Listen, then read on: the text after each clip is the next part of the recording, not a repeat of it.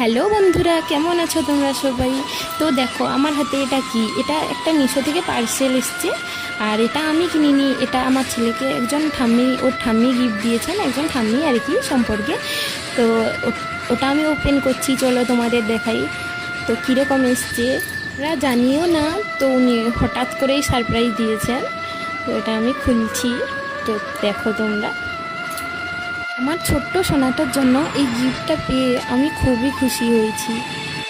আমার সোনাটা ঘুমিয়ে গেছে, ও উঠলেই আমি এটা একবার ট্রাই করব, দেখব।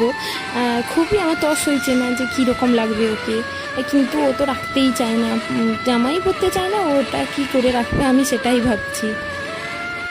তো এটার ক্লোথ কোয়ালিটি তো খুব একটা ভালো সেটা বলবো না, কিন্তু তবুও ঠিক আছে। এটা তো আর রোজ রোজ পরার জন্য নয়, এটা শুধুমাত্র এই একদিন সাজানোই, এটা ওই একদিন সাজিয়েই রেখে দেওয়ার কথা।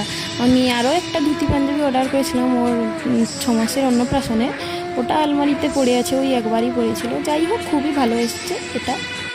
তো এখানে ছিল একটা পাঞ্জাবি ইয়েলো কালার, আর একটা ধুতি, তার সাথে রেড বর্ডার, আর একটা মাথার ওই যে মাথার বেল্টের মতন আর কি, হেয়ার ব্যান্ডের মতো, ওটাতে ময়ূর পালক ছিল।